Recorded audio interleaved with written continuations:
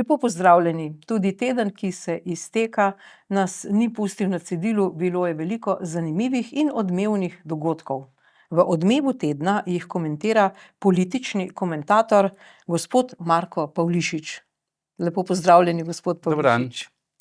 Začniva najprej pri dogodku, ki se je mogoče zgodil že malce prej, namreč nekdanji predsednik Republike Slovenije, gospod Milan Kučan, je pred nekaj dnevi in pred nekaj časa v časopisu Večer objavili so intervju z njim, vendar so ga potem drugi mediji seveda poobjavili, izpostavili določene izseke iz tega intervjuja. In takole je objavil Dnevnik 30. septembra, takole je en del citata.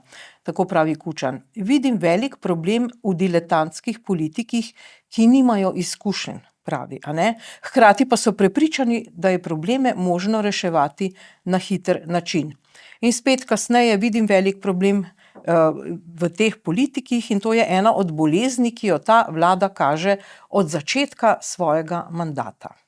To se pravi, gospod Pavlišič, kakšno sporočilo je to tistim volivcem, ki so volili gospoda Roberta Goloba, kajti na njih in na Goloba se to nanaša? Zanimivo, da se, z gospodom Kučanom glede te njegove ocene kar strinjam, ne. Mislim, da je dobro ocenil situacijo, ne. Na neki način pa to sporoča volivcem Goloba, da naj drugič bolje razmislijo, ne, koga volijo in kaj pač izbirajo na volitvah, ne. Vsi se moramo zavedati, da politika kreira življenje vsem nam in da zato moramo v bistvu na volitvah razmisliti o tem, kaj in koga izbiramo, ne. In tukaj ne šteje samo dobri nameni, ne. Dobre namene, jaz verjamem, imajo praktično vsi politiki, ne. Šteje tudi to, ali si sposoben to narediti ali nisi in ali imaš ustrezna znanja in sposobnosti v bistvu skoordinirati vso to politiko. Saj politika sama po sebi ni neko, bom rekel, strokovno delo v smislu, da zlagaš cigle ali pa, ne vem, programiraš kaj, ne, ampak gre predvsem za iskanje nekih kompromisov, nekih skupnih rešitev, nečesa, kar ustreza pač velikemu delu prebivalstva. In tukaj, ja, pri gospodu Golobovi vladi ne vidimo ustreznih rezultatov. Ampak glejte, a ni bil prav Milan Kučan ta, ki je, če ne z besedami, pa z dejanji, z gestami podpiral prav doktorja Roberta Goloba? Zdaj, a je čisto podpiral ali ne, to jaz težko vem. Ni bil pa proti. Ima pa Levica, ne, proti definitivno ni bil, ima pa Levica tukaj zdaj že vrsto let en in isti problem, ne. Njihov edini volilni program je samo, da ni Janša. In iz tega vidika jaz verjamem, da bi, bom rekel, vidni predstavniki Levice podprli v bistvu kogarkoli, ne, samo da ni Janša, ne. In iz tega vidika bi rekel, bi bolj gledal na to njegovo podporo, ne. Saj se spomnimo, da takrat tudi že glede gospe Marte Kos, ne, so pa že relativno hitro nekako imeli nasprotovanje in ne enako mnenje, ne. Tako da tukaj predvsem, bom rekel, Levici manjka nek konsistenten, pa Levici v širšem smislu, ne, manjka nek konsistenten politični program in v odsotnosti tega, ne, je njihov edini program samo, da ni Janša, ne. Ampak vendarle, dobro, res je, da vpliva stranka Levica zelo na dejanja vlade, reforme praktično ni nobene, kar so obljubljali, tega ni, če pa je že kaj, je pa to, kar je agenda Levice. Ampak vendarle, ne, Kučan nadaljuje nekje, da predsednik vlade je povedal ob zadnjih kadrovskih zamenjavah, da daje prednost politično izkušenim ljudem, treba pa je vedeti, da imajo resorji svoj politični vrh, ki ga predstavljajo minister in nekaj njegovih najožjih sodelavcev, in ti morajo biti izkušeni politiki, reče Kučan. Sicer pa morajo resor strokovno obvladovati strokovnjaki. S tem se seveda lahko strinjamo, ampak razlog, zakaj je ta izjava nastala, najbrž v vseh teh reformah, reformicah, spremembah, vendarle vlada vleče neko agendo, da bi mogoče preusmerila kakšen finančni tok v svojo korist, dela zdravstveno reformo, ki v bistvu to ni, ampak bo še bolj privatizirala zdravstvo. Zakaj je zdaj ta vlada tako onesposobila strokovnjake in zakaj to Milana Kučana moti? Spomnimo se tukaj, da gospod Golob je v politiko nekako prišel kot priznan strokovnjak, gospodarstvenik celo, ki vodi ki je vodil večje slovensko podjetje. Ne. Pustimo to, da se je potem relativno hitro izkazalo, da v bistvu mu osnove glede gospodarstva niti niso jasne. Njegove izjave glede davkov in to, kako to funkcionira, so jasno pokazale, da on tega v bistvu ne pozna, ne. Ampak ja, prišel je kot z neko auroro strokovnjaka, ne. Potem se je pa izkazalo, da ni niti strokovnjak, niti politik, ne. In v luči tega, bi rekel, je gledati to izjavo gospoda Kučana, da je pač razočaran na tem, kar je prišlo in da v bistvu si vseeno želi, da bi državo vodili, in jaz se s tem v bistvu strinjam, ne, da vodi nekdo, ki ima izkušnje, ki ima politične izkušnje, ker kot sem že prej rekel, ne, politika je predvsem iskanje nekih kompromisov za vse nas, ne. In tukaj, ja, v tej vladi pa izgleda, da predvsem zasledujejo neke druge interese, ne. Malenkost se tukaj spominjam nazaj na LDS in potem zares, ne, ker če pogledamo, kakšno ideologijo so posamezne te stranke vodile, ne, bi rekel, da niso niti leve, niti desne, ampak predvsem zase, ne. V moj žep. Ja, predvsem zase in tukaj je pa, verjamem, da ima gospod Kučan s tem probleme, ne. Ja, probleme pa, Pa tudi mi, državljani, predvsem pa mi državljani. Mi, sigurno. Samo, lejte, recimo tole, strokovno obvladovati strokovnjaki. Zakaj tega ni rekel prej? Saj to menjavanje na teh resorjih, konec koncev prevzem RTV-ja, kar z nekimi, dobro, pustimo, zdaj ne bomo jih označili, ampak zakon je tak, da v bistvu ne more delovati, ne, pa še brez nadzora je 120 milijonov ali pa vsa sredstva, ki jih bodo še dobili, ampak to je druga tema. Torej, vprašanje je, ali gre zdaj tu tudi za nek spopad lobijev, da je vendarle ta elita vladajoča, leva, levičarska, bivša in ta sedanja, na nek način prikrajšana. Mogoče je predsednik vlade tudi njim stopil na rep, mogoče tudi njim zaprl neke pipice. Jaz to bolj tako razumem. Da je zdaj to nek strah, ne bo več denarja. To bi bila vsekakor dobra novica, ne, da vsaj da je bil kdo odrezan, čeprav ne bi stavil na to možnost, ne. Ne poznam toliko v ozadju, kako potekajo te zadeve. Možno bi bilo, da so bili apetiti recimo nekoga večji, kot so bili potem recimo realizirani, ali pa da je kdo vseeno kaj bolj usmeril na svojo stran, ne, nazadnje. Zdaj, zadnje čase se veliko govori o novi nuklearni elektrarni, ne, tam so verjetno apetiti so kar veliki apetiti in tukaj verjetno prihaja do kakšnih trenj že sedaj, ne. Ali pa veliko recimo zavarovalnice, kjer je bilo to dodatno zdravstveno zavarovanje kot prostovoljno, zdaj je postalo obvezno in je šel ves denar na Zavod za zdravstveno zavarovanje in te zavarovalnice najbrž niso prav vesele, ne. Zavarovalnice tega definitivno niso vesele, da so izgubile pač svoj, bom rekel, del posla. Res pa je, da bojo tukaj dobile tudi ustrezno odškodnino, jaz prav se spomnim, so se zmenili za neko povračilo, ne, ampak ja, vsekakor ni dobro, da izgubijo svoj posel, ne, še posebej, ker prihaja sedaj v novice, ne, da pa Zavod za zdravstveno zavarovanje zaradi tega, ne, je pridelal, ne vem, 250 milijonov dodatne izgube, ne, kar pa res meče čudno luč na vse skupaj, ne. No, in seveda ta strokovnost, tako se zdi, je zdaj pred časom manjkala, to bi lahko rekel laik, tudi samemu predsedniku vlade, pri njegovem nastopu v Organizaciji Združenih narodov. Pa poglejmo. I want to say this out loud and clear to the Israeli government. Stop the bloodshed. Stop the suffering.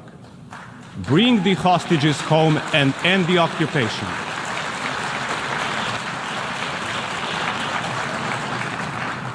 Mr. Netanyahu, stop this war now. No, veliko je bilo komentarjev na to gostilniško tolčenje po mizi, ne, ki bolj spominja na neke vinorodne kraje, od koder seveda gospod predsednik vlade tudi prihaja, ampak ne glede na to, lejte, tole obnašanje, recimo, če ga gledamo samo iz zunanje političnega vidika, ali je bilo strokovno, ali je bilo pametno, ali je bilo premišljeno, ali je bilo to nekako gostilniško. Ja, jaz to ne bi komentiral, da mu manjka strokovnosti, jaz mislim, da je bilo nečesa predvsem tukaj preveč, ne. Preveč je bilo neke neke histerije ali pa neke potrebe po tem, da nekaj pokaže, kar pa pač on ni, ne. Tu se moramo zavedati, šlo je za govor v Združenih narodih in Slovenija ima tam takšno težo, pač, ki je v skladu z njeno velikostjo oziroma z velikostjo slovenske armade, če tako rečem, ne. Ker moramo se zavedati, da na tem nivoju, ne, se pravi na meddržavnem nivoju šteje moč, ne. Tukaj je vseeno razlika, ali ti razpolagaš z nekim jedrskim arzenalom ali pač razpolagaš z 3 vadbenimi avioni ali kolikor že imamo, ne. Tako da slovenska moč je objektivno majhna, ne. Lahko nam to ni všeč, ampak pač dejstvo je, da je majhna in v skladu s tem naj bi se nekako tudi predstavniki obnašali, ne. Tako da tukaj zdaj neko teatralno ropotanje, udrihanje po mizi, ne, vsekakor ne pripomore, da bo Slovenija izgledala karkoli močnejša ali pa da bo bila močnejša, sploh pa izjave pred tem, da naj gospod predsednik izraelske vlade vrne talce nazaj, kot da bi jih on zadrževal, ne. Na to lahko pač izraelski predsednik mirno reče, ja, saj delamo vse, kar je v naši moči, da bi to naredili, ne. In to jaz verjamem, da je temu res tako, ne.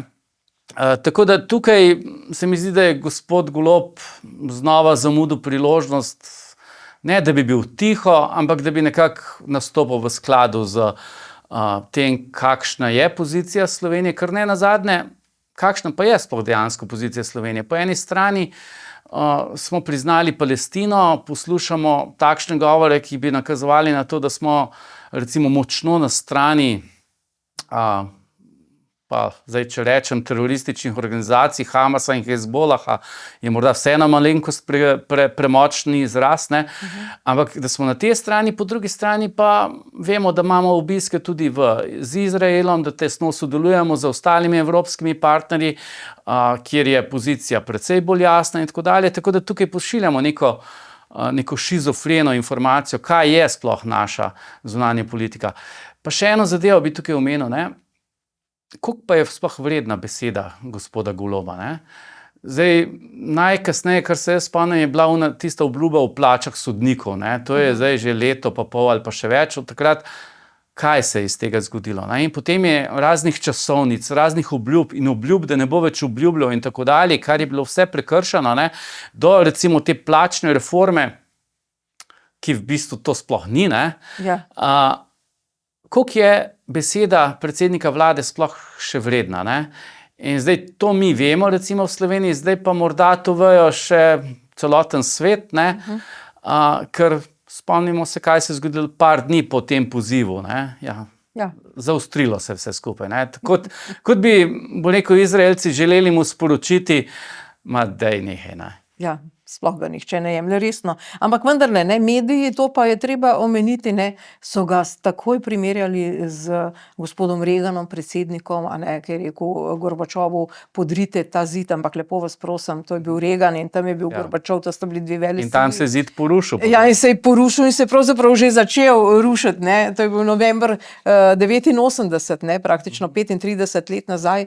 Ta primerjava je popolnoma ne primerja. Smo pa imeli nekaj čudakov, tudi v tem OZN-u, pač začenši s tem zadnjim Čavezom, pa libijski predsednik Gaddafi, to so taki čudaki, pa ne nazadnje Hruščov tolku s čevljem po pultu, ne. Pa tudi te niso primerljivi, glede na moč teh držav, kakršnakoli že je, ne. Kako to, da mediji obravnavajo, nekateri mediji, Roberta Goloba kot nekega posebneža, ne pa da bi rekli, on laže, ne. Ne nazadnje, on je zlagal tudi o tem fantomskem pismu in je govoril novinarjem, da ga ni, pa zdaj smo videli, da je, no.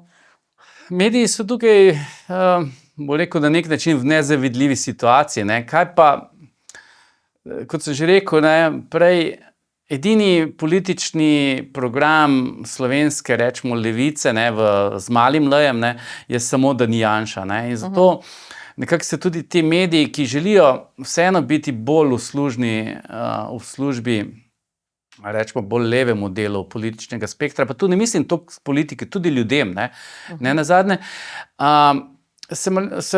se bojijo, ne, da bo vsaka preveč grob izraz proti trenutno vladajoči bil interpretiran kot podpora Janezu Janši, kar pa nekako ne želijo verjetno sporočiti. Ne. In zato so predvsem iz vidika nekako pomanjkanja alternative, ne, prisiljeni na nek način pomagati, tudi razlagati to na ta način. Ne znam se nekako drugače razložiti tega. Ja, ampak to je neka distopična kvazi demokracija pravzaprav pri nas, ker konec koncev vse zdaj pa Janše ni, no in kaj pa je zdaj? Kaj pa zdaj, no, ko ni Janše? Saj zdaj samo, da ni, in zdaj imamo pa kaj? Zdaj imamo pa pač proračunski primanjkljaj, pa obljube novih davkov in podobne zadeve. In reforme, ki jih ni, in pisma, ki ga ni, in zmešnjavo. Ljudje v čakalnih vrstah, ki čakajo na zdravnike in pač šolstvo. Sramotimo se in petelinimo po OZN-u, ne. To je zdaj, ne. No, ampak glejte, vseeno je pa tole, zdaj predsednik ni samo nek čudak, posebnež ali pa, ne vem, neka zgodovinska oseba, kot ga nekateri prikazujejo, vendarle je imelo to tudi posledice, ne. Zato, ker tako kot ste že sami omenili, seveda, nihče sploh ni upošteval tega, mogoče bo gospod Golob na radarju Mosada, pa še to ne verjamem, če je sploh tako pomemben. Ampak vendarle ne, so pa Izraelci razglasili generalnega sekretarja Organizacije združenih narodov za nezaželeno osebo v Izraelu, ne. To se pravi 75-letni Portugalec Guterres Antonio ne more zdaj v Izrael, ne. In konec koncev se to lahko zgodi tudi nam, ne, ker takrat so rekli, kdor ne more obsoditi napada na Izrael, si ne zasluži stopiti na izraelska tla. Torej, kaj je naredil Guterres? On samo ni obsodil pravočasno, pa dovolj. Ne pa, da praktično se postaviš na drugo stran. Kaj se lahko zgodi slovenski zunanji politiki v tem smislu? Prepovedo našim diplomatom hoditi v Izrael, obiskovati turistom, Golobu, kaj se lahko zgodi? Jaz nič od tega ne bi pričakoval, enostavno iz tega razloga, ker Slovenija je objektivno gledano nepomembna v mednarodnem prostoru, ne, sploh na tem nivoju, ne. Tako da v resnici bi rekel, da verjetno je ta govor ali pa nastop gospoda Goloba šel mimo v bistvu vseh radarjev. Tudi če pogledamo zdaj, kaj je pa predstavnik Mozambika, ne, ali pa kaj je predstavnik Butana povedal v skupščini generalni, saj noben tega pri nas ne ve, ne. Tako je, da jaz verjamem, da tudi zunaj Slovenije verjetno noben tega govora Goloba niti opazil ni, ne. Pri nas so mediji ves čas nekako poročali, kot da je gospod Golob neposredno pred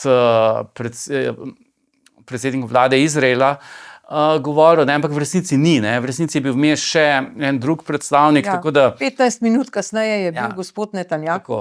In on pa je rekel, da bo naredil konec s tem zveličeni podobi Izraela. Tako da jaz mislim, da ta govor pač dojemajo tudi v Izraelu, tako kot celem drugem, pač bil je nek nastop, šel je mimo, gremo naprej, ne.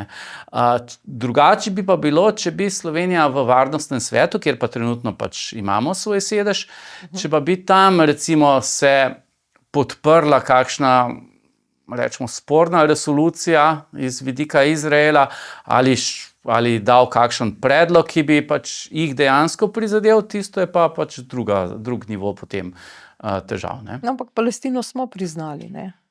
Ja, in so what? Jaz upam, da so tisti, ki so to podpirali, ne, da so zdaj zadovoljni s temi rezultati, da so bili njihovi cilji doseženi. Jaz sicer ne vem, mislim, jaz tudi nimam nič proti temu, da priznamo Palestino, se pa moramo zavedati, kaj pomeni priznanje neke države, ne da bi imela določene meje, ne da bi dejansko imela neko suverenost in tako dalje. Ne vem, čemu je to v bistvu sploh namenjeno, pa še tukaj bi dodal vseeno eno zadevo, da vedno, ko je bil konflikt med recimo Izraelci in Palestinci oziroma širše Arabci, ne, kdo je bil na koncu na slabšem, ne? Palestina je za vsako akcijo pač se zmanjšala, ne. In zdaj, če pogledamo recimo trenutne razmere v Gazi, ne, saj Gaza bo pač na koncu ostala pod izraelsko upravo, ne. Tako da na koncu, kaj smo sploh priznali, ne, verjetno ne bo več počasi nič več za priznati, česar se definitivno ne veselim, ampak pač to je rezultat te politike, ki jo peljejo.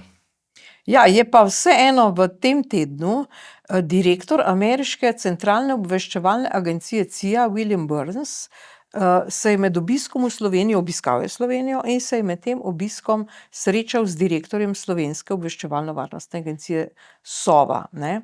Zdaj pa tako, vprašali so za komentarje, niso jih dobili, kaj, zakaj in tako naprej, ampak vendarle pa profesor doktor Bogomil Ferfira, ki je dostikrat tudi gost teh oddaj in je poznavalec ameriške politike in razmer, pravi Ferfila, da je tak obisk neobičajen, da je pravzaprav to sestanek Goljata in Davida, in pravi, da Burns trenutno vodi pogajanja med Izraelci in Palestinci, ki so v totalni vojni, in je namignil, da bi obisk bil lahko povezan tudi z nastopom predsednika Goloba v OZN. Kaj vi mislite o tem? Je že šel vendarle to sporočilo, ta signal do CIA? Mislim, CIA definitivno spremlja, kar se dogaja in oni, bo rekel, svoje delo opravljajo profesionalno, ne. Zdaj, da bi bilo to neposredno povezano, malenkost dvomim, verjetno gre za obisk, ki je bil že načrtovan pred tem, ne. Gre pa tukaj za pogovore tako rekoč tajnih služb in to, da so zadeve tajne, ni pač nič nenavadnega, ne. Bi se pa kar strinjal, da gre tukaj za ta oznaka David Goljat, je čist na mestu. Pač predstavnik CIA je prišel podati navodila slovenskim predstavnikom, kaj in kako naj počnejo. Kako naj se obnašajo. Kako naj se obnašajo, ja. Tudi v OZN. Ja. Nič kaj, več pa ne vemo pač. Ampak glejte, no, vas vprašam kot državljana, ne. Ko smo videli ta nastop in to učenje po mizi, po pultu, kako ste se vi kot državljan počutili? A nam je res tega treba? Ja, tudi jaz sem to rekla. Meni je bilo kar malo nerodno, no. Pa sej, po neko, morda bi rajš videl na tem mestu bivšega predsednika vlade, ki ga nisem ravno zelo maral, ampak se mi zdi, da bi gospod Šarec to svojo vlogo tam vseeno bolje odigral, ne. Ker tukaj ni šlo za nič drugega kot igro, ne. Tukaj se je videlo, da je gospod Golob nekako si zastavil, kaj mora on odigrati, da mora z nekim odločnim glasom povedati neko svoje sporočilo in to podkrepiti z neko gesto, ne. Ampak ni igralec. Ja. Šarec pa je, ne. Tako. No, je pa res, da je na X-u njegova spremljevalka objavila posnetek, kako on sedi v taksiju, sirene pač svetijo in slišati te zvoke okoli in on se uči ta tekst. Mislim, to je bilo tudi zelo nerodno, no. No, sej, to je pa nekaj, kar si pa v bistvu ne upam niti verjeti, ne.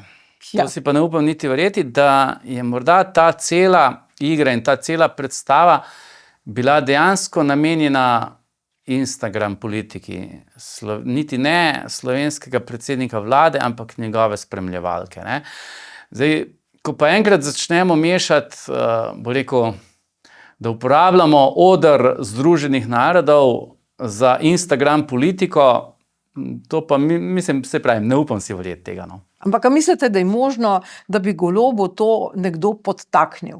Kako podtaknil? Ja, da bi rekel, viš kaj, petke pa, lej, dej tako kot recimo Reagan ali pa Hruščov, udar po mizi in tako. Mislite, da je to tako neresna stvar, da dejansko mu nekdo lahko to podtakne? Če meni nekdo nekaj predlagal, tako neobičajnega, ne vem, če bi padla na to, da bi to res naredila. Po mojem pa lahko, sej, če mu to svetuje pač njegova spremljevalka, če zraven da zeleno luč še recimo PR služba. Pa Levica mogoče? Če mu razložijo, Levica, ne vem, če ima tukaj, ampak če mu zraven še razložijo, da tukaj gre za neko novodobno politiko, ki bo s tem dobil priljubljenost pri mlajšem občinstvu, ki so na volitvah, ne vem, predstavljajo toliko procentov glasov, da gre za, da bo pač nosilec neke nove smeri in tako dalje. Ja, verjamem, da to njegovi samovšečnosti kar godi in da bi lahko iz tega vidika v bistvu tudi to sprejel. Ja, dovolj žalostno za predsednika vlade. Dobro, zdaj tale teden oziroma 1. oktobra je stopila v veljavo tudi nova omrežnina. To bo tudi precej zmešnjave, ne. Zdaj, na zelo posrečen način jo je komentator Edvard Kadič opisal, jaz te ne bi mogla bolje, pa poglejmo, kaj se bo zgodilo. No, ampak, da bomo si življenje majčkeno zakomplicirali, dajte slediti, če lahko. Najdražje bo med 7 pa 14 uro, to se pravi dopoldne, ter popoldne od 4 do 8 zvečer. Mal cenejš bo 1 uro prej, to se pravi 6 do 7 zjutraj, pa med 2 pa 4 popoldne, pa med 20 pa 22 uro zvečer. Najcenejš pa bo po noči, torej od 22 ure zvečer pa vse do 6 ure zjutraj. Znotraj koledarskega leta sta določeni tudi 2 sezoni, in sicer visoka oziroma zimska, ko je omrežnina dražja, in nižja od marca do oktobra, ko je omrežnina cenejša. Pozor! Razlog za dražjo elektriko pozimi, pravi vlada, je večja poraba za ogrevanje, saj poletni klima, ne? Ampak dobro, ne bomo dlako cepali, pa da je manj proizvodne električne energije solarnih panelov. Najdražje bo tako na primer ob 9 zjutraj med delavnikom sred zime. Najcenejš pa na primer med Marijinim vnebovzetjem 15. avgusta sred noči. To se pravi nedela prost dan, polet sred noči. Okay, ampak to še ni vse. Pomembno je, kakšna je vaša dogovorjena obračunska moč, saj se na podlagi tega določi cena omrežnine. To v praksi pomeni, da bo najcenejš pred po 22 uri zvečer, če seveda nimate savne ali pa da se vam najstnik ne sprav peč kakšnih jajc sred noči. Ker pozor, veliki brat je požrešen, kolikor se le da. Tako kot pri kaznih na cesti, kjer se po mestu več ne morete niti peljati, ne da bi pokasirali kakšne kazni, na stacionarnih radarjih, boste tudi tukaj kaznovani. Če bo zaradi vključenega pralnega stroja pečenje jajc najstnika sred noči, pa še bog ne daj, da je vključil kakšen boiler ali pa savno, bo za vsakih novih 15 minut prekoračitve vaše dogovorjene obračunske moči sledila kazen v obliki dodatno zaračunane omrežnine. Dobrodošli v ta lepi novi svet Slovenije leta 2024. No, zapleteno, ampak tudi sistem je kar zapleten, ne bi mogel povedati bolje, kot je. Torej, lejte, zapleteno, kdo se bo sploh znašel, a ne?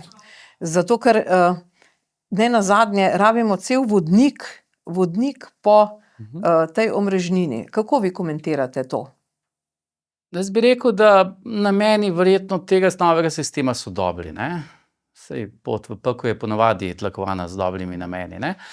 Nameni so dobri, kaže pa tukaj spet na neko, bom rekel, odmaknjenost birokracije in birokratskega razmišljanja ali pa uradniškega razmišljanja od realnosti življenja, ne.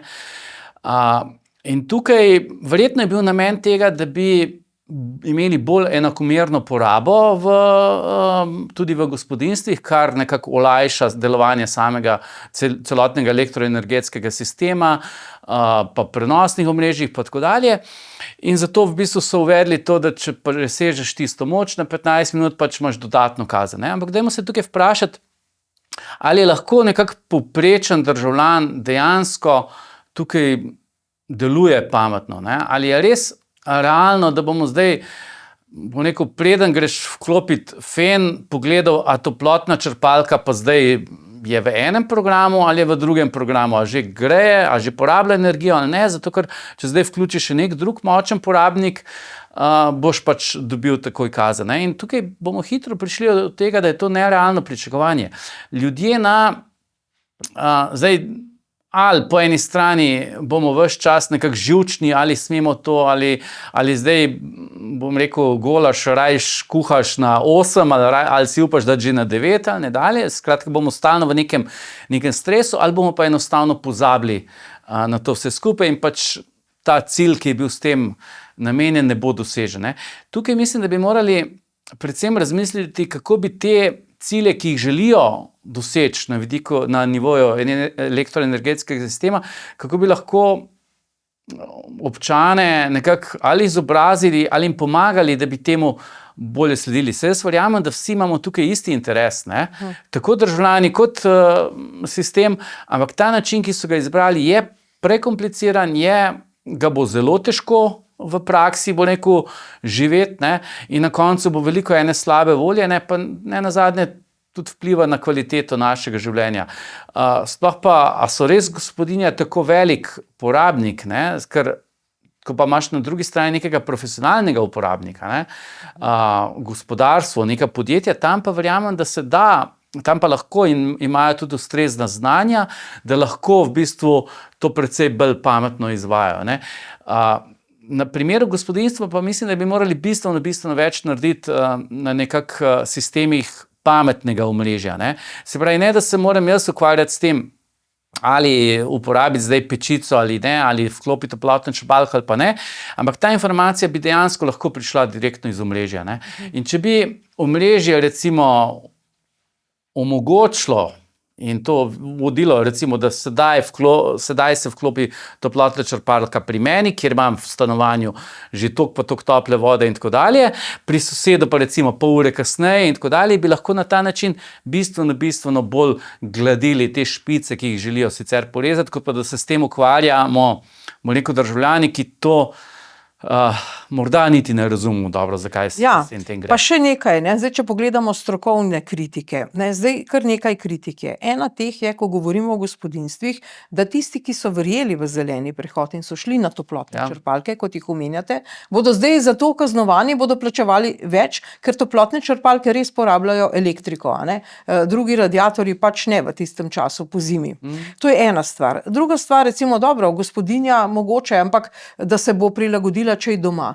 Če pa človek v službi pa pride domov in ravno takrat kuha med 2. in 4., otroci lačni pridejo iz šole, mi ne bomo mogli pod nobenim pogojem slediti temu. Da ne govorimo o podjetjih, recimo gostinstvo, mogoče lahko neko IT podjetje, mogoče vi delate v IT podjetju, lahko da ima kakšen sistem, da se bo prilagodilo, ampak sicer pa firme delajo zjutraj pa popoldne dvoizmensko, kako se bodo oni prilagodili, ne? Druge kritike, recimo sem jih nekaj izbrala.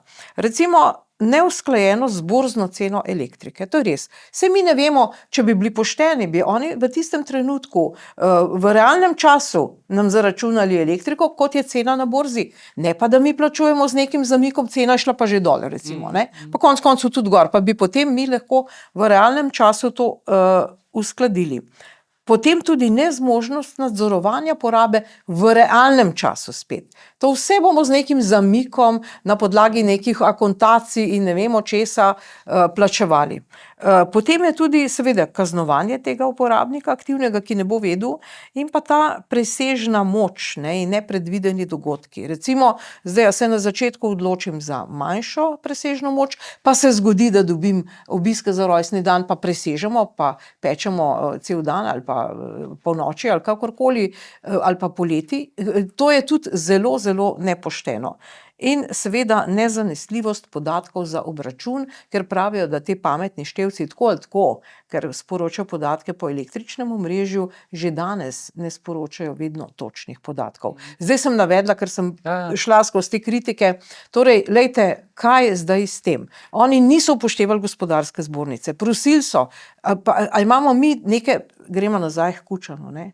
Neke nestrokovnjake, nekoga, ki trmasto, zato ker pač samo da ni Janša. Jaz ne vem, o čem se mi sploh pogovarjamo danes v Sloveniji. Jaz tu ne bi dvomil v strokovnost teh ljudi iz recimo vidika elektroenergetskega sistema. Ne?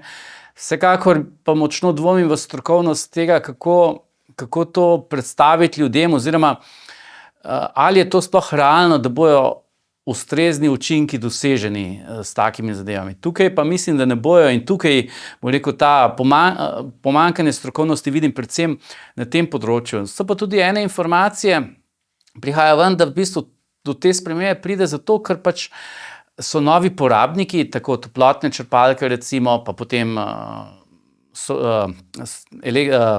sončne elektrarne, ki zdaj niso porabniki, ampak dajo energijo, ampak in električna vozila in tako, da omrežje na to v bistvu še ni prilagojeno. Tukaj se moramo pa vseeno vprašati, ali so tudi elektropodjetja tukaj naredila svojo nalogo, tako kot bi morali. Ne nazadnje mi plačujemo omrežnino že odkar jaz spomnim, ne? In ta denar je namenjen vzdrževanju in razvoju elektroenergetskega sistema. Ne? In zdaj, če oni tukaj niso sledili temu dovolj hitro, pač niso opravili svojega dela. In sedaj, da ta strošek nekako probajo prevaliti na gospodinjstva, ne, enostavno ni prav. Ne nazadnje se imajo na voljo mehanizme, kako recimo te špice, ki so problematične, kako z njimi upravljajo. Ne. Tukaj so od baterijskih sistemov do recimo plinskih elektrarn, ki se zelo hitro lahko odzovejo na večje potrošnje in tako dalje in tako dalje. Tako da tukaj se je vedno za vprašati tudi, ali so tisti, bom rekel, strokovnjaki, tudi svoje delo dejansko strokovno upravljali. Ne. Jaz pa tu ne dvomim, da njihovi nameni so seveda dobri, ampak dober namen še ne pomeni, da je tudi realizacija dobra. Ne? No, seveda, zapiramo TEŠ, jasno. TEŠ tudi, ko je bil narejen, kljub vsem kritikam, ne, vendar ni pričakoval, da bomo plačevali te CO2 kupone. Ne. Tega noben poslovni načrt praktično ne bi preživel, pa če bi bil TEŠ perfekten. Ne. Ja. Ne. To je čisto umetno ustvarjena izguba, obesijo ti neke kupone, pa nisem zdaj zagovornik TEŠ, ampak se mi zdi neumno, da smo ga preplačali, vse pokradli in zdaj zapiramo in nimamo od njega nič praktično. Ne? Mi bi lahko v bistvu imeli zdaj to energijo malce cenejšo in bolj enakomerno razporejeno. Zdaj, a so vse kuponi takrat predvideli ali ne, jaz to težko sodim, ampak to vidim predvsem kot trenutni izgovor. Ne? Glede TEŠa sem jaz takrat pogledal par revizijskih poročil, ki so bili povezani s tem in tam je bilo, bo neko evidentno jasno, da gre za hudo veliko nategovanje s strani politike, ki je očitno so določeni akterji tam zasledovali neke povsem druge interese in ne energetskih interesov in ne interesa dobrobiti državljanov. Ne. Tako da sedaj to s kuponi in zakaj zapirajo, je zgolj nek, jaz bi rekel, priročen izgovor, da se nekaj naredi, ampak ta zadeva je bila v osnovi gnila in dovolj žalostno je, da bo rekel, da ne vem, če so odgovorni dejansko odgovarjali za to. Vem, da je bilo nekaj jih je, ampak mislim, da je to samo vrh ledene gore. Ne. Tako da zdaj tukaj iskati v kuponih neke razloge, ne, ta zadeva je bila obsojena na, bo rekel, propad že davno pred tem. No in seveda nas je zdaj strah, da bo nekaj podobnega pri nuklearki. Ne. Zdaj seveda imamo posvetovalni referendum o NEK-2 24. novembra. Zdaj pa je bilo spet veliko kritik in veliko strahov, tudi na podlagu TEŠa. Ne. In poglejmo, kako je potekala razprava na eni od komisij, od odborov Državnega zbora. Kako lahko razpravljamo o energetskem objektu brez ministra? V skladu s poslovniškimi določbami in prakso se na tako sejo ne vabijo ministrstva. Dali ste pa besedo vsem zagovornikom jedrskega lobija. Bi mogoče pa prosila, sicer zdaj je to že razprava med nama dvema, da poveste, kdo so ti ljudje. Ker jih sama že skušam kar nekaj časa identificirati, pa jih ne znam. No, za začetek bi začel z vašim imenom. Nataša Bogovič. No, zdaj smo pa že videli prve razpoke tudi v Gibanju Svoboda. Ne. Očitno je tudi tako velika finančna pogača, milijarde in praktično so se zdaj v Gibanju Svoboda začeli prepirati, zanimivo pa vsi ostali pa modro tiho. Ne. Lejte, eden od očitkov, in ta je kar upravičen, je, da je tudi to referendumsko vprašanje zavajajoče. Ne. Takole piše, in to bomo seveda obkrožali, da ali ne. Citiram: ali podpirate izvedbo projekta JEK2, ki bo skupaj z ostalimi nizkoogljičnimi viri zagotovil stabilno oskrbo z električno energijo. Pa kaj je zdaj? Mislim, kaj zdaj tu delajo drugi? Ali ste za mir na svetu? Ja, mislim, pa da bo zagotovil stabilno. Kdo lahko zagotovi stabilno oskrbo? No? Pa spet neko vprašanje, za katerega se že oddaleč vidi, da je res zavajajoče. Zakaj hitimo v ta referendum? Mislim, za ta referendum so se zmenili, mislim, da že pol leta nazaj ali pa eno leto, ne vem točno, koliko je bilo, ne. In to je bilo dovolj časa, da bi lahko bistveno bolje pripravili ta referendum, ne. Zdaj se pa spet nekako mudi s tem in se bojim, da dejansko bomo tukaj odločali o tem, ali smo za mir na svetu in podobnih pomembnih vprašanjih, ne, katerih rezultat na referendumu je vnaprej znan in tudi njihov učinek je pač niča, ne. Me pa malenkost to vseeno spominja na zgodbo o TEŠ 6. Ne? Se spomnim, kako je gospod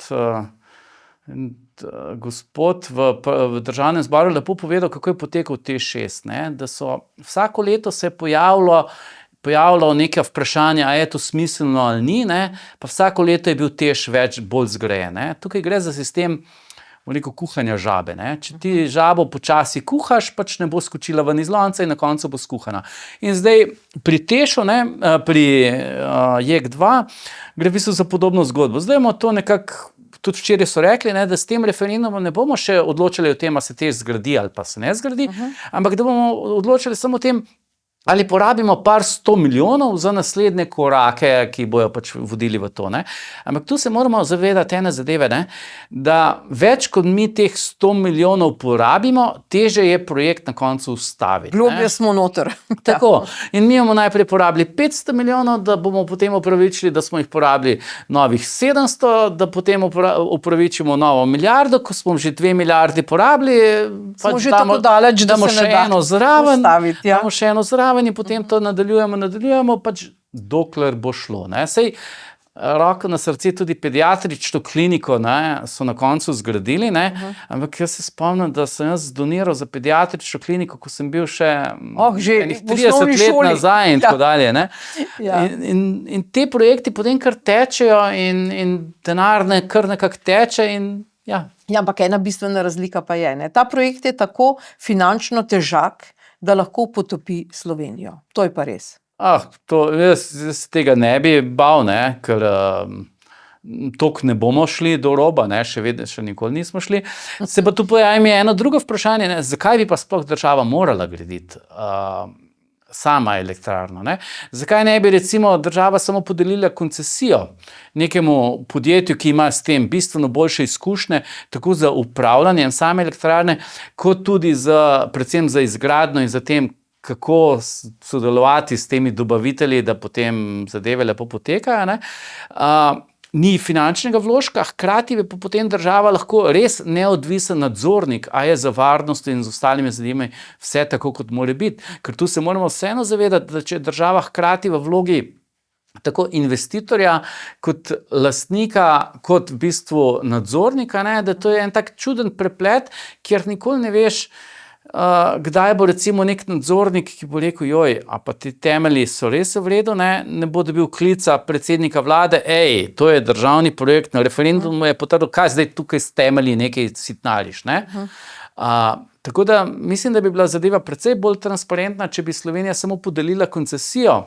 No, vse ideje so. Gospodarstveniki bi se združili v nek konzorcij, oni bi prispevali, bi bili tudi deležni na cenejši energiji, lastništvu. Zdaj, če so med temi gospodarstveniki slovenske elektropodjetja, pa Geni, pa tako dalje. Recimo Akrapovič, to bi bila boljša rešitev, ne? Se pa močno bojim, da bi tukaj se združil predvsem državni del, pa SDH zraven, državni del slovenskega gospodarstva, kar pa pomeni v bistvu še en dodaten korak od nadzora politike, kar je pa morda še slabš, kot bi bilo, če bi država neposredno. Tako da tukaj imamo dobre možnosti, se pa z nas zgodi, da bomo po vzoru TEŠa se odločili za dejansko najslabše. No pa še eno pomembno vprašanje, ni toliko izpostavljeno, ne vem sicer zakaj, je pa tole, ne, ali bo ta oziroma JEK2 grajen samo za potrebe Slovenije, ker toliko pa spet ne potrebujemo, a ne? Seveda ne, zato ker bi tudi Hrvaška je seveda zainteresirana za to energijo, vendar naj gradi ona polovico od tega na svojem ozemlju, pa naj se ona tudi ukvarja z odpadki, kar se je pokazalo v preteklosti, da se pač ne. Hrvati bi imeli, pa ne bi nič riskirali, ne. Kakšen je ta moment zunanje politični? Hrvati tukaj vodijo pametnejšo politiko kot Slovenija, to moramo priznati. Se pa moramo tukaj zavedati še ene zadeve, ne, da žal se drugi blok jedrske elektrarne Krško ne bo zgradil čez noč, ne, ampak govorimo tukaj o 10-20 letih, ko se pa pojavi vprašanje, kaj bo za prvim blokom takrat, ne, tako da se lahko zgodi, da bo to v bistvu samo nadomestilo tistega pač trenutne jedrske elektrarne in ne bomo imeli nič kaj veliko viška, ne? Še posebej, ker do takrat se bo tudi poraba električne energije še povečala. Ne? Tako da mislim, da tukaj ta bojazen, da bi imeli preveč, da ni ravno upravičena. Ne? In bo rekel, kot že pravijo, ne, da v svaštvu še pest crkne, ali kako je Španovi še pest crkne. Mislim, da je vseeno bolje, da tukaj ne mešamo zraven še Hrvaške, ne, sploh pa glede na pretekle izkušnje, glede odpadkov in tako dalje. Ja. No, slabo nam kaže v zvezi s tem. Ampak dobro, lejte, zdaj pa seveda gremo k tem reformam, ki jih ni, ampak o njih se veliko govori, rezultati so pa tu, ne. V Slovenski Bistrici je bila pred zdravstvenim domom več 100 metrov dolga vrsta čakajočih in to več dni. Mislim, a smo se za to osamosvojili, no, a smo se za to borili? Kaj je zdaj to?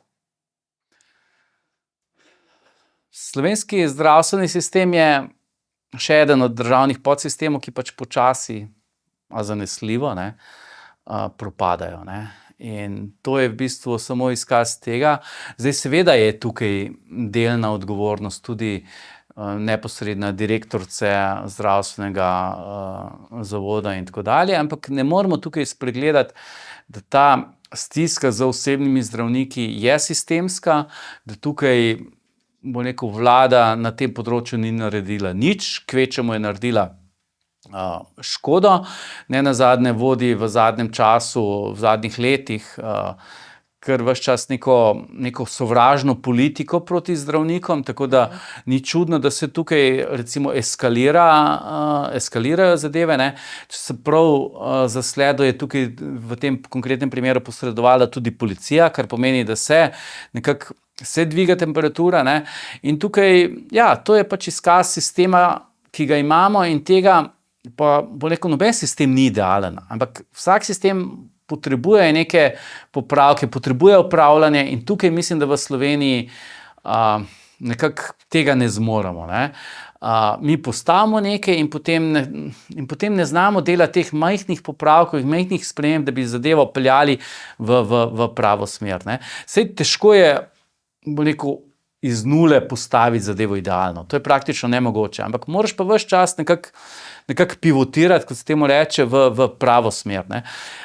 In roko na srce tukaj, če pogledamo, kaj je trenutna vlada na področju zdravstva naredila, ne, da je to njena prioriteta, so povedali že preden so šli v vlado, ko so podpisali koalicijski sporazum in potem še vsaj enih 10-krat potem, da je zdravstvo ključna prioriteta te vlade, ne. Šli so v nek eksperiment z bivšim ministrom, ki se je na koncu izkazal, da od njega ni bilo v bistvu nič, ministra so zamenjali, zdaj imamo drugo in zdaj spet ni nič, ne. In ta predlog zakona, ki ga sedaj nekako probajo predstaviti kot neko reformo ali pa vsaj prvi korak reforme in tako dalje, ne prinaša v bistvu nič novega, ne. Prinaša neke populistične rešitve, ki pa jih že v sami v bistvu osnovi, če zakon natančno pogledamo, sami zanikajo, da bi to lahko sploh. Ampak glejte, recimo, če si ti nek menedžer, ne, za menedžerje bi bilo značilno, da združujejo tim, da praktično ne žalijo, a ne, da se ne obnašajo v OZN, da tolčejo po mizi in da ne žalijo zdravnikov. Pa kje imamo tu, od kod je prišla zdaj ta trma, to obnašanje, to žaljenje, to sovraštvo?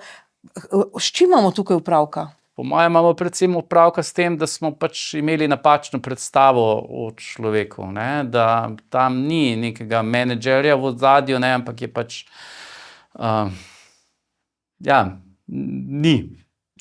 ni menedžerja v ozadju, no. Dobro, gremo zdaj na politiko. Zdaj vi ste bili tudi v parlamentu, ne, na Virantovi Državljanski listi v času vlade Alenke Bratušek. Pa imamo tule nekaj političnih vprašanj. Recimo SLS je bila na klavzuri v Račah in je seveda umirjala strasti v stranki.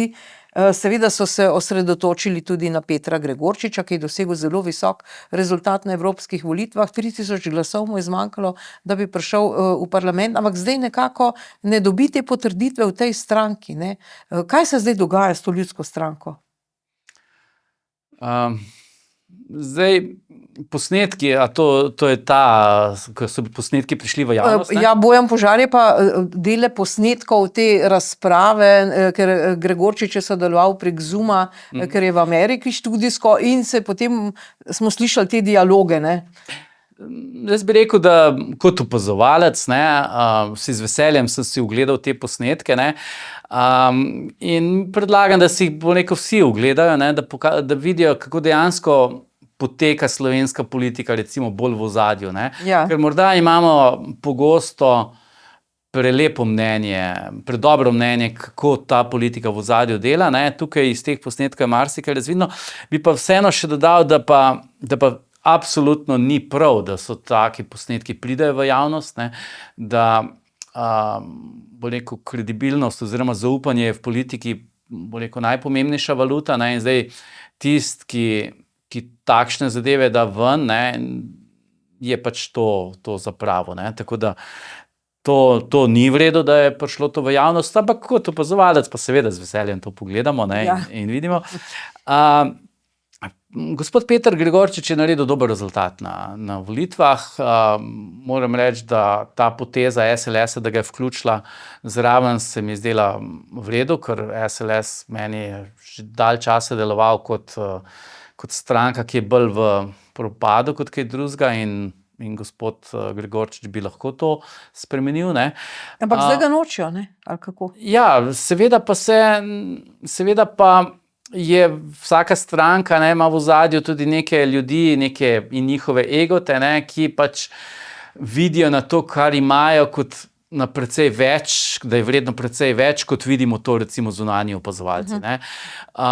Realna ocena SLS-a, ne vem točno koliko procentov so dobili, sem že pozabil, ne, ampak verjamem pa, da ljudje, ki so to gradili, ne vem, zadnjih 20 let, ki so bili zraven 20 let, ki so bili, vidijo svoje delo drugače, vidijo, kot da so delali nekaj dobro in da so ustvarili Ampak nekaj. oni niso v parlamentu. Tako, Ja, ampak oni sploh niso v parlamentu. So imeli Bogoviča kot evropskega poslanca, ki je bil tudi na drugih listah povezan z drugimi in zdaj praktično, namesto da bi vzeli ta motiv in ta pospešek, ki ga je dal nek Gregorčič, zdaj kaj? pogosto je težko priznati, bom rekel,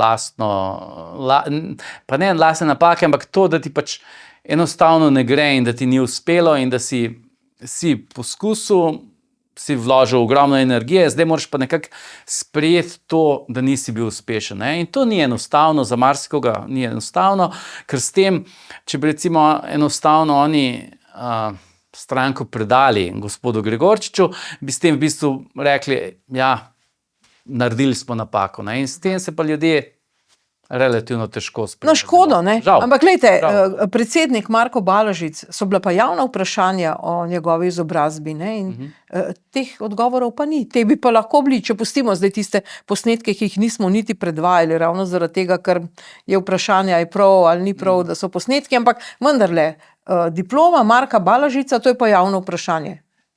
Pa še eno zadevo bi morda tukaj dodal, ne. SLS morda nam zunanjim opazovalcem zgleda kot neka, rečemo, klinično mrtva stranka, ampak še vedno ima pa kar močno lokalno ozadje in nenazadnje dobi tudi kar nekaj finančnih sredstev, tako iz državnega proračuna kot iz občinskih proračunov. In tam je vseeno nek kupček denarja, ne. In ne smemo zanemariti tukaj popolnoma, bo rekel, človeškega pogleda, eksistenčnega, ne, da se ljudje borijo tudi za svojo službo in za svoj obstoj, ne. Ampak a bi moral predsednik stranke povedati, kako je z njegovo izobrazbo? Jaz si enostavno ne predstavljam, zakaj je to taka skrivnost, ne. Seveda, mislim, nenazadnje, če grem v katerokoli službo, ne, moram predložiti dokazila za mojo izobrazbo, ne, in seveda pričakovati tudi vprašanje, ne samo izobrazbe, tudi vprašanje o kakšnih dodatnih usposabljanjih, izobraževanjih, znanjih in tako dalje, ne. Tako da to skrivaštvo samo po sebi pove že veliko, no.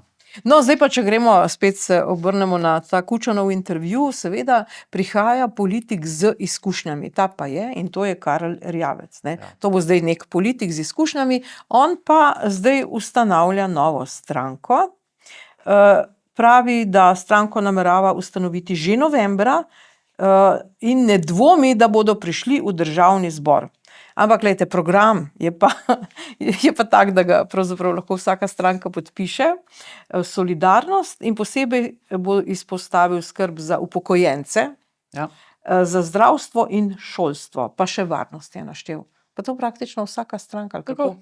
In to smo že poslušali upokojence. In kje smo danes? Jaz gospoda Erjavca ne bi nikakor podcenjeval, ne. On je uspel, njemu je uspelo, bo rekel, več velikih metov, nenazadnje je bil v marsikateri vladi že minister, stranka je parkrat uspel spraviti v državni zbor, tako da morda mu bo uspelo še enkrat. Definitivno je on politik z velikim P. Dvomi, ali je to ali je njegovo politično delo dobro za državljane ali ne, tudi za upokojence ali ne, so precej veliki, ne, definitivno se pa zna iti politiko in bo rekel, tukaj ima verjetno kar velike možnosti. No. Večje kot SLS, da pride v parlament. Jaz bi rekel, da precej večje kot SLS, ker nenazadnje ima gospod Erjavec tudi neke politične zaveznike, ki če ga podprejo, to avtomatsko prinese toliko pa toliko glasov. Ne? Tukaj mislim predvsem na gospoda Kučana in gospoda Jankovića. Če ona dva koliko toliko javno podpreta gospoda Erjavca, pa ni potrebno, da je ekskluzivno, ne? To že avtomatsko pomeni morda vstop v parlament. Mogoče že ta Kučanov intervju nakazuje na iskanje nekih novih starih obrazov. Nekaj sprememb na pravi strani zgodovine, da tako rečemo. No, ampak vendarle, ta teden je pa bil tudi 14. protestni shod upokojencev, te pa vodi gospod Rupar, ki pa tudi želi priti v parlament. In kakšno šanso in možnost pa ima gospod Rupar?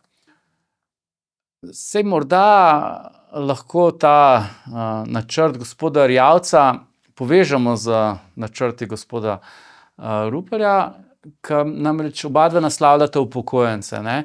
In zdaj, če bosta oba aktivno jih naslavljala, potem ima gospod Rupar bistveno manjše možnosti, da mu uspe njegov veliki met. Ne? Zdaj, če gospoda Erjavca ne bi bilo, potem bi gospodu Ruparju lahko uspelo neko več. Ne? Gospod Rupar že kar nekaj časa se trudi, ne? Morda predolgo, ker slovenski volilci v povprečju zgleda kar radi vidijo nove obraze, ne?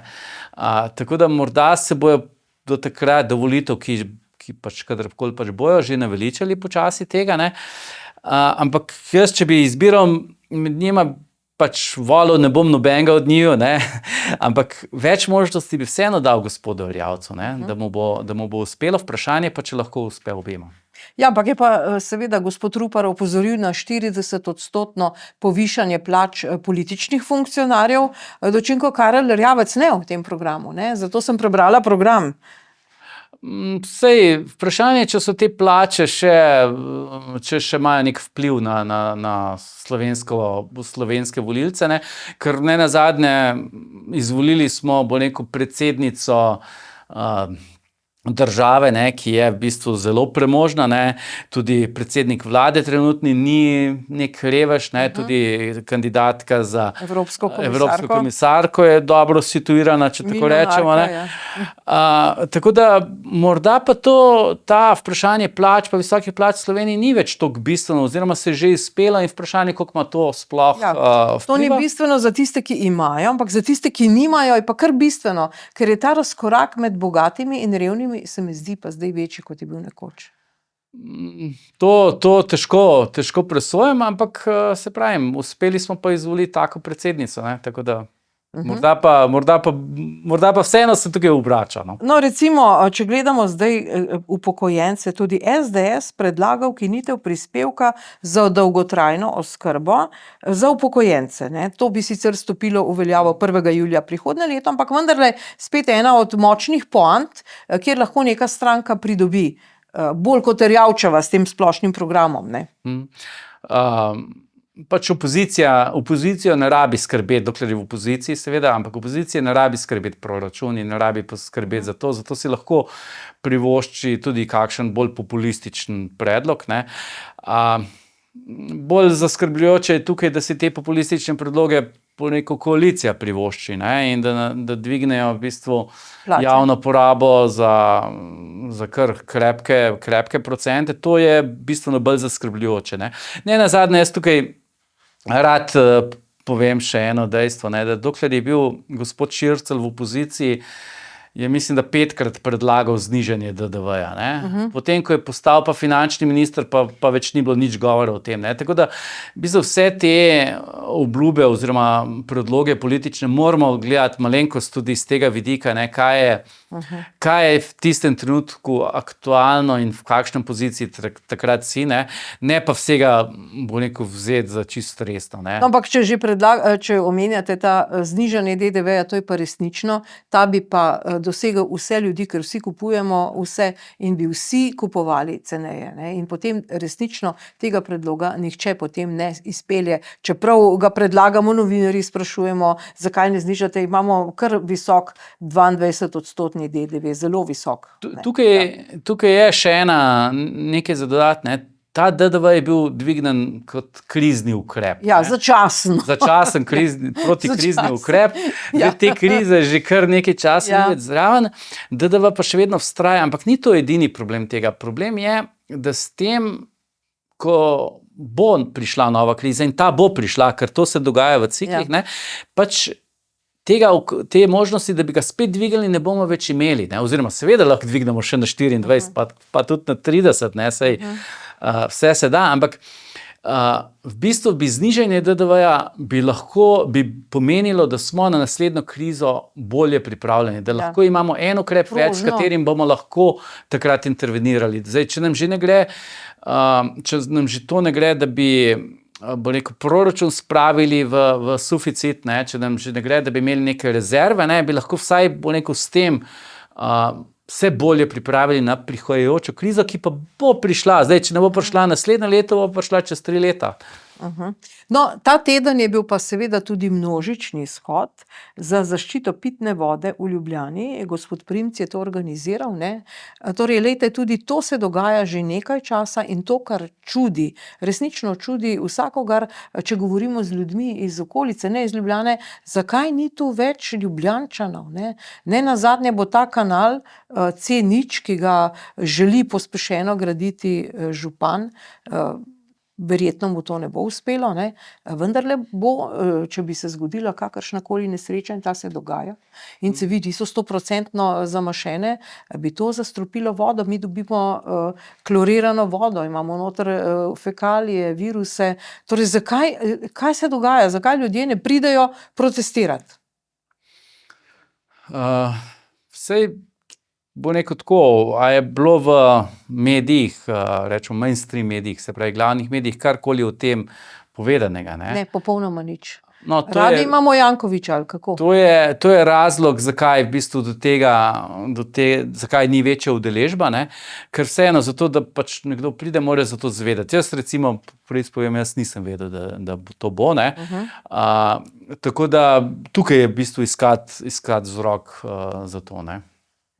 Ampak vendarle, zdaj se to ponavlja že nekaj časa. Ljudje vedo, da je gospod Aleš Primc ta, ki vodi to. Lahko bi ga vprašali, lahko bi stopili skupaj. Tudi drugi ljudje nastopajo na tem shodu. Mislim, da je to, pa vidim bolj starejšo generacijo, je to kar majčken ena brca za ostale Ljubljančane, kot da jim je vseeno, kaj bo z nami.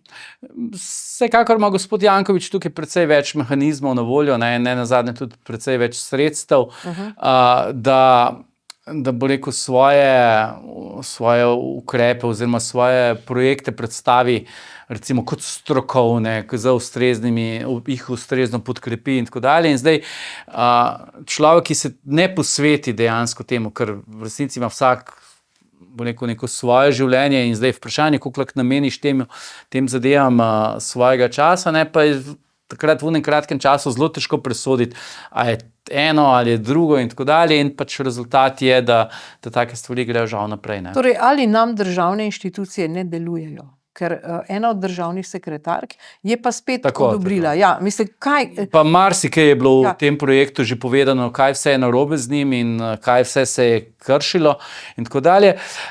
A delujejo? Ja, očitno ne, če morajo Očitno upokojenci ne. Saj protestirati. Ne? Tudi gospa Emilija, se pravi bivša ministrica, je na končni fazi odstopila zaradi modrih lučk, ne, in ne zaradi poročila Računskega sodišča. Ne. Poročilo Računskega sodišča je šlo gladko mimo in bi ga predsednik vlade in poslanci bi to mirno prezrli in bi šla zadeva naprej. Ne. Zdaj, ja, z institucijami v Sloveniji imamo probleme in vprašanje je sploh, kateri inštituciji lahko sploh še zaupamo, začenši z inštitucijo predsednika vlade, ne, kar smo pa že prej ugotovili, da njegova beseda enostavno ne velja več nič. Ne. Ampak glejte, to je zdaj ta svet, samo da ni Janša. Ne? Ampak kaj ima pitna voda s tem, samo da ni Janša? Pa sej pitno vodo pijejo vsi. Ne? Še najmanj pravzaprav Janša, ker stanuje drugje. Ne? Kaj ima to zveze z Janšo, to, da mi ne moramo se boriti za pitno vodo v Sloveniji in v Ljubljani? S pitno vodo ne, očitno pa gospod Janković je najdel neko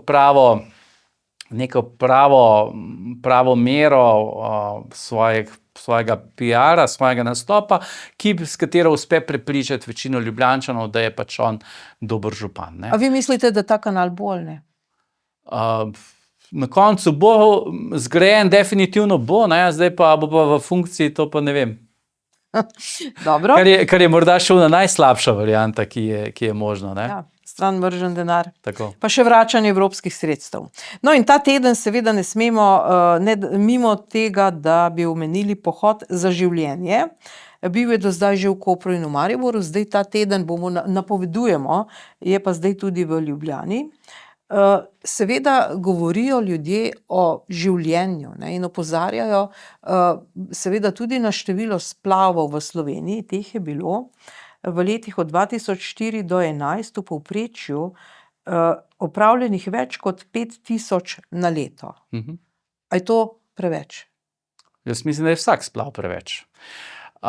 In splav ni nikoli dobra novica. Ne? Splav pomeni, da je nekaj predtem šlo narobe. Ne? Zdaj lahko je to šlo iz medicinskih razlogov, lahko je šlo iz nekih varnostnih razlogov, lahko je šlo pa za neko lahkomiselnostjo, pomanjkanje znanja in tako dalje in tako dalje. Tako da to nikoli ni, rečemo, dobra novica in bi predvsem zato, da se zniža to število, bi predvsem morali delati na teh, rečemo, preventivnih ukrepih. Ne? Se pravi, tukaj je v prvi vrsti izobraževanje, dostopnost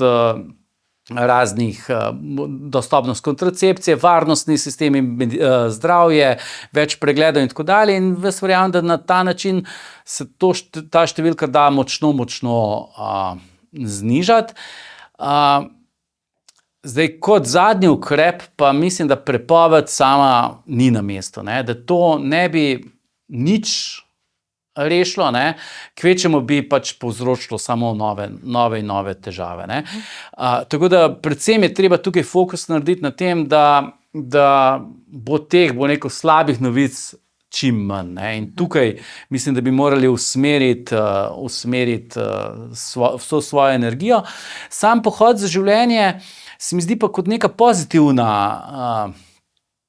pozitiven dogodek, predvsem v smislu poudarjanja družinskih vrednot, veselja do življenja, ne nazadnje tudi veselja do otrok in za otroci, kar se mi zdi pa zelo pozitivno, sploh v tej, rečemo, trenutno demografski sliki Slovenije. Ne? Mislim, da je to v redu, da se to reducira na pohod proti splavu, ne? Se mi zdi, da gre tukaj za neko relativno grdo politiko, sprevrženost. Druge, bo rekel, pa lahko rečemo tudi politične opcije, ne, ki, bo rekel, bi lahko tukaj bolj sledila svojim besedam, ne, da naj cveti 1000 cvetov različnih in tako dalje, da se spodbuja različnost in tudi glede, bo rekel, odnosa do družine imamo drugačne